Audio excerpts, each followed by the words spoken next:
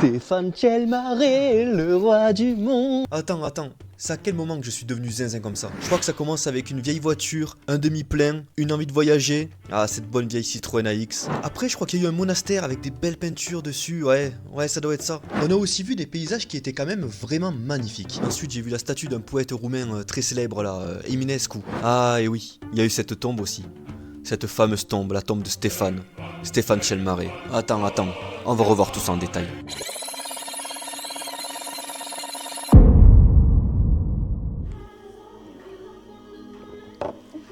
Les amis, aujourd'hui est un jour spécial. Je ne bois pas de bière, je bois du Coca-Cola. Je vous souhaite bienvenue dans cette nouvelle vidéo. Je suis actuellement aux alentours de Sucevica. Sucevica, qu'est-ce que c'est? C'est un tout petit village qui a été construit autour d'un monastère que nous verrons demain. J'attends la nourriture. En attendant, s'il vous plaît, si ce n'est pas déjà fait, abonnez-vous à la chaîne. Il y a plein de vidéos qui sortent. C'est passionnant, c'est génial, c'est fantastique. Voilà mes amis, une belle salade grecque et une soupe, mais une soupe de qualité avec du beau pain. Le pain aussi a l'air de qualité. Donc voilà, mes amis, ça me pense ça va être très bon. Et évidemment, comme d'habitude, le hardai guilloté, le piment. Regardez-moi cette belle soupe de qualité avec remplie de poulax, du bon poulax. Très très bonne. Ma viande est arrivée, du bon gros cochon, des belles frites. Comme d'habitude, les potes, il faut goûter la sauce à l'ail parce que chaque sauce à l'ail est différente. Celle-là est très aillée. Crème fraîche, ail, je pense, mais de la vraie ail. Vraiment bien aillée, délicieuse. Le porc, excellent. Du petit lait. Nous n'en avons pas laissé une miette. Je suis plein. Bon, les amis, ça y est, on est bien rentré. On a roulé 15 minutes, donc on est bien arrivé dans la pensionna. La pensionna, c'est un peu une chambre d'hôte. Donc, je vais vous la présenter. Donc, l'entrée est ici. En fait, on traverse le salon des gens et on monte les étages. Et chacun a sa petite chambre. Donc, c'est assez particulier. Ça, c'est quelque chose que je n'apprécie pas trop, mais ça va. Ensuite, là, le lit, la salle de bain qui est franchement pas mal pour une salle de bain de pensionna. Monica est déjà au lit. Elle va bientôt dormir. Donc franchement, la pensionna elle est de qualité. Donc voilà. Voilà, voilà, tout sent le vieux, mais c'est comme ça. C'est le charme des pensionnats en Roumanie. Les pensionnats en Roumanie sentent le vieux. Si vous voulez sentir le bon, allez dans un hôtel. Donc voilà, on va se reposer et nous, on se dit à demain pour de nouvelles aventures. Ciao! Nous nous retrouvons après une bonne nuit de sommeil, il est 10 h déjà. On va visiter le monastère de Sucevica et ensuite nous irons à Pudna. Pudna, c'est une ville qui est située à quelques kilomètres de l'Ukraine, au nord de la Roumanie. Et ici, il y a un monastère magnifique que nous irons visiter également. C'est parti! Les hôtes sont franchement sympathiques en vérité. Le seul problème étant que on doit traverser le salon, puis d'un coup quand on sort, la petite dame elle nous fixait, elle nous surveillait. Mais bon, c'est un point de détail, comme dirait l'autre. Un détail. Ça, si vous avez une voiture, hop là. Si vous avez une voiture de merde, ne prenez pas cette auberge. Mais bon, si vous avez une bonne voiture comme moi, une Citroën AX, on se dirige vers Sucevica, le monastère. Ok mes petites potes, du coup on a roulé littéralement 3 minutes. Maintenant, nous y sommes au monastère de Sucevica. Un monastère magnifique.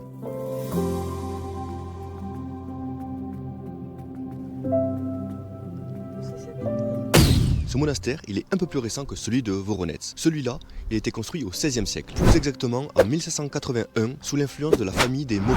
C'était une famille très puissante en Moldavie qui a beaucoup contribué au développement du pays. Ce monastère, il a été inscrit en 2010 au patrimoine mondial de l'UNESCO. La différence également de ce monastère avec celui que nous avons vu hier, celui-là est entouré d'un mur d'enceinte impressionnant. Ce monastère ressemble totalement à une grosse forteresse. Et ensuite, bon, évidemment, vous avez les classiques peintures. Cette façade est décorée par des thèmes comme l'arbre de Jessé, ayant à sa base la philosophie antique, l'acatiste à notre Seigneur, le buisson ardent, le voile de la Sainte Vierge, la vie de Moïse et la couverture de la Mère de Dieu.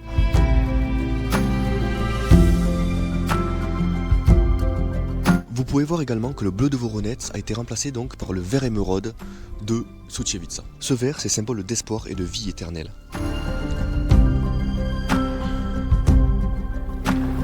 Les peintures à l'intérieur du monastère sont plutôt narratives. Elles représentent des cycles complets des vies de saints. Ayant un but éducatif évident, ces nouveaux thèmes à caractère théologique dogmatique apparaissent surtout dans la nef. On peut voir ensuite les registres des séraphins et des chérubins, des archanges et des anges, des prophètes et des apôtres. La nef présente des scènes de la vie de Jésus, ainsi que l'illustration de certains versets de la Genèse. Dans la salle des tombeaux, c'est les frères Yeremia et Simeon Movila qui sont enterrés. Leurs pierres tombales, faites en marbre de Rucica, constituent des vraies valeurs de la sculpture médiévale roumaine.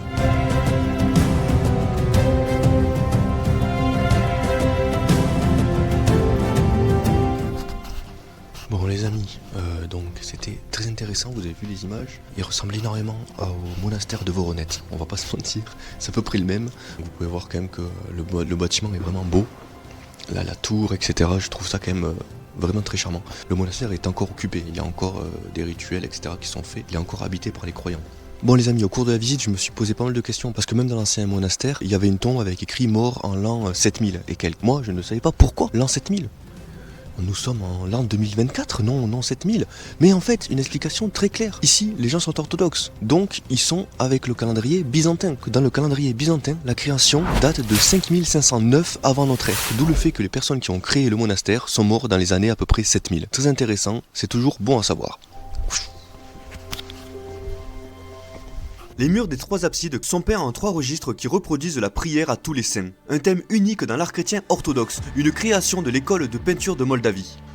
Pour ceux qui ont joué à Kingdom Come Deliverance, ce monastère me fait un peu penser au monastère que l'on doit infiltrer lors d'une mission. Les peintures extérieures du monastère de Sucevica sont les mieux conservées de tout le groupe des monastères moldaves. C'est même la seule qui conserve son côté nord, que malheureusement nous n'avons pas vu dû au fait des travaux. Ce côté nord représente l'échelle des vertus. Les peintures de ce monastère, elles marquent la fin de l'époque des grandes créations du XVIe siècle, dont les monuments à peinture extérieure comme le monastère de Voronezh que nous avons vu constituent des chefs-d'œuvre de l'art universel. Ils sont considérés par le spécialiste français en art Paul Henry comme le testament de l'art moldave. Bon les amis, ça y est, on est sorti. C'était franchement agréable, c'était sympathique. Le musée était fermé, hélas, mais bon ça c'est pas très grave. Donc là maintenant on va reprendre la voiture, je pense qu'on va prendre un petit déjeuner avant ça. Et ensuite on va se diriger vers le monastère de Pudna.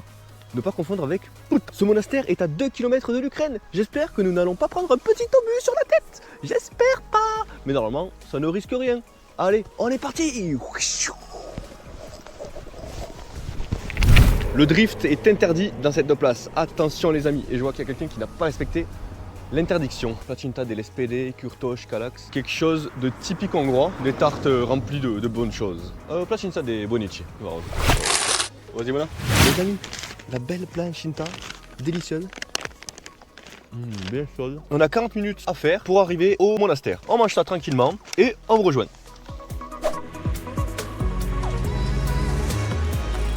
Mes amis, ça y est, on est arrivé au monastère de Pudna, donc on va le visiter ensemble, on est parti.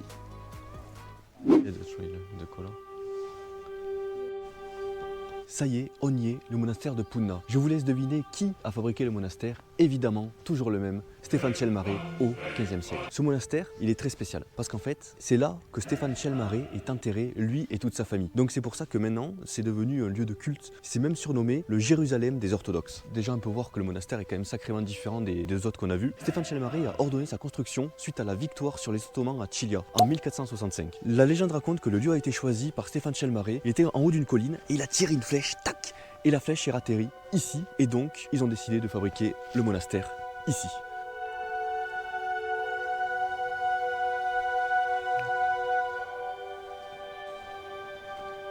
Et donc c'est ici, au cœur de ce monastère, que repose Stéphane Cel-Mare, dont nous avons tant entendu parler. Mais il n'est pas seul.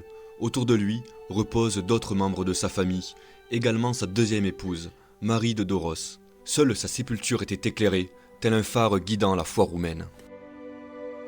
Et donc voilà les amis, nous avons vu le tombeau de Stéphane Cel-Mare. Ce qu'il faut savoir, c'est que Stéphane Cel-Mare, maintenant, il s'appelle Stéphane Cel-Mare Shisfant, le saint Stéphane Cel-Mare. Pourquoi ? Parce qu'en 1992, l'église orthodoxe roumaine a décidé de le canoniser pour en faire un saint. Ça a provoqué moult réactions au niveau des religieux, mais l'église orthodoxe roumaine s'est justifiée en disant que, ça va, il y a eu Charlemagne, il y a eu Saint-Louis, on a bien le droit d'avoir un saint Stéphane Cel-Mare. C'est bon. En tout cas les amis, je trouve ça impressionnant de voir à quel point un seul homme a eu un impact aussi significatif sur la région. Toute la région de la Moldavie est totalement empreinte de l'influence de Stéphane Cel-Mare. Je pense honnêtement que c'est la première fois que je vois ça, qu'un seul homme arrive à autant influencer toute une région entière et qu'il y a des statues de lui partout. Honnêtement, je pense pas qu'on ait ça en France, je pense pas qu'on ait ça dans d'autres pays. Si vous avez des idées d'un homme politique autant influent dans une région en particulier, faites-le moi savoir en commentaire parce que honnêtement, je ne pense pas que ça existe vraiment. Le musée du monastère était vraiment très sympathique. Nous avons pu voir une statue de Stéphane Cel-Mare, des tapis et des reproductions d'objets lui ayant appartenu, tels que sa couronne et son épée.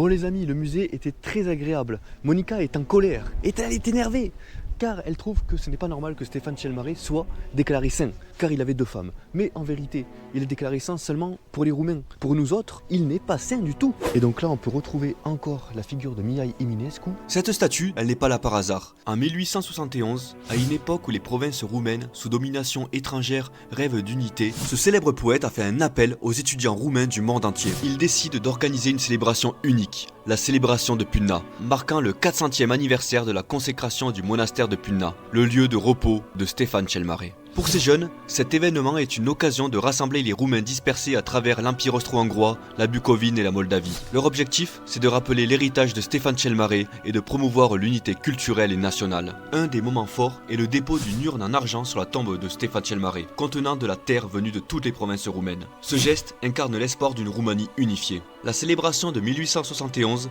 rappelle à tous l'importance de préserver cet héritage. Il y a eu également d'autres célébrations à Punna. Ces commémorations nous témoignent de l'importance énorme qu'a Stéphane Tchelmaré sur la Roumanie. Mes amis, je ne me lasse pas de la vue. Je le trouve vraiment super beau ce monastère. Une pluie fine s'abat sur nos êtres, mais Dieu nous protège. Et Stéphane Tchelmaré, le Saint Stéphane, nous protège de son aura miraculeux. Parce qu'il faut quand même savoir que l'importance de Stéphane Tchelmaré est tellement grande que les orthodoxes vont faire un pèlerinage ici à Punna pour aller célébrer donc Stéphane Tchelmaré. C'est quand même vraiment une figure très très importante. Voilà les amis, nous nous dirigeons vers cette belle croix que nous avons repérée.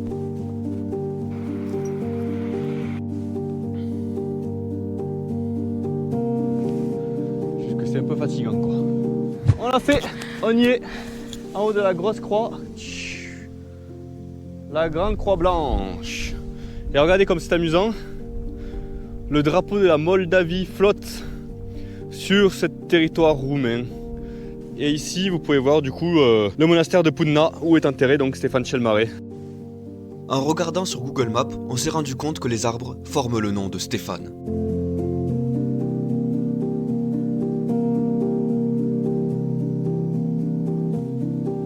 Et c'est parti!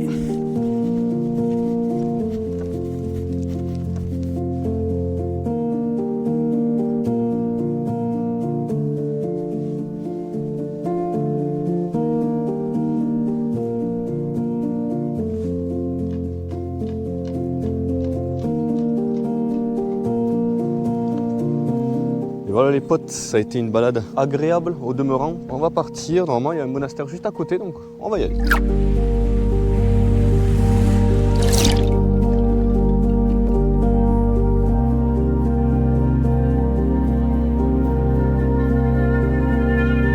Bon les potes, j'ai pas pu vous filmer devant le monastère parce que comme vous l'entendez, il y a le mec qui a son souffleur de feuilles et ça fait un boucan d'enfer. Ça, c'était le monastère d'Hermitage de Punna. Ça a été fondé encore une fois par Stéphane Tchelmaré au XVe siècle, mais il a été détruit par les invasions cosaques et ottomanes aux alentours du XVIIIe siècle. Donc à partir de là, ils l'ont reconstruit et ensuite a été rénové au XXe siècle. Mais bon, franchement, il est magnifique. Ils l'ont quand même laissé dans son jus de l'époque. C'était assez intéressant, il n'y a pas grand chose à dire de plus, si ce n'est que Stéphane Tchelmaré a fait pousser énormément de monastères. On va se rediriger vers la voiture. Je crois qu'il y a un ermitage, quelque chose à voir. Je ne sais pas exactement ce que c'est. On va y aller. Allez, go! Et voilà les amis, nous sommes arrivés dans un lieu d'ermitage. Ici, c'est la maison de Daniel l'Ermite. Daniel l'Ermite, je vous le donne entre mille, c'était le conseiller spirituel de Stéphane Tchelmaré, le roi du monde. Et lui aussi a été canonisé en 1992 par l'église orthodoxe roumaine. C'était sa maison, littéralement. Cet homme vivait dans une grotte. Les hivers moldaves et roumains étant très froids, je le plains grandement. Certains disent même que Daniel l'Ermite aurait conseillé Stéphane Tchelmaré de construire le monastère de Punna. Et voilà les potes, nous allons à Gourmand, car nous sommes des gourmands. Menu délicieux, fast food, burger. Et voilà mes amis, la nourriture arrive rapidement. Ciorba des fasolés, donc soupe d'haricots blancs et d'autres choses. Très bonne, je goûte. Très bonne, très très bonne.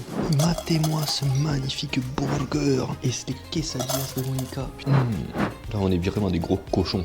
Bon les potes, on a bien mangé. Monica n'a pas fini parce qu'on a commandé trop de choses. Du coup ça on va le prendre ce soir à la maison. C'était assez gourmand, bon pas non plus foufou quoi on va dire.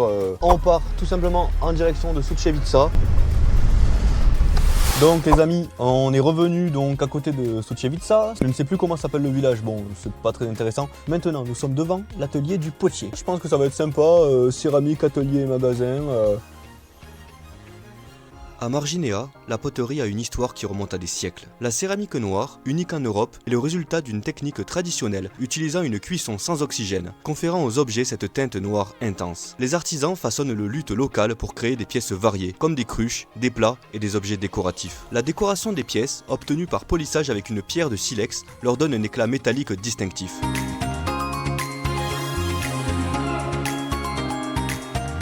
On a regardé, je suis un peu déçu, je pensais qu'on verrait la personne faire ses petites poteries, mais il n'était pas là, il n'y avait rien. On est rentré dans le magasin, il n'y avait personne. Notre exposition, il y avait des gens, mais rien d'intéressant. Ce qu'on va faire là, on va rentrer à la maison et on verra. Bon les potes, on est rentré à la maison vers 17h. On se regardait un petit film là, donc maintenant il est aux alentours de 19h. J'ai eu un appel du mec de l'auberge qui nous a dit qu'il neigeait. Et en fait oui, il neige beaucoup dehors. Et donc il m'a demandé de bouger la voiture parce que le problème c'est que notre voiture elle est en dessous. Donc on a dû la monter en haut pour 2 mètres tranquille. Et après on a eu un petit cadeau en revenant. Regardez-moi ce gâteau de qualité premium. Oh yo yo. Ça c'est quelque chose qui arrive assez souvent quand même en Roumanie. Quand vous prenez des pensionnats, soit ils vous offrent un shot de palinka, c'est de l'eau de vie quoi, c'est un shot de prune. Ou sinon des gâteaux, etc. Il y a tout le temps un petit cadeau et ça c'est très bien. En fait c'est comme un gratin de pâtes. Bon les amis, on va se coucher. Monica est déjà en train de dormir. La petite conclusion de cette journée à Sucevica et puis à Pudna. Déjà j'ai préféré largement Pudna, c'était vraiment sympa, plus joli. Même si le monastère était un peu moins joli je pense à Pudna que à Sucevica. L'ambiance etc était quand même meilleure à Pudna. Et même le côté historique avec la tombe de Stéphane Cel Mare etc. J'ai bien apprécié. La prochaine vidéo sera sous la neige et ça sera magnifique. Pour ne pas manquer ça, abonnez-vous, likez, commentez pour me donner des suggestions. Je suis en Roumanie donc si vous voulez que j'aille quelque part, que je teste quelque chose en Roumanie, dites-le moi. Moi je vous dis à demain, je vais éteindre la lumière et dormir. Ciao les potes.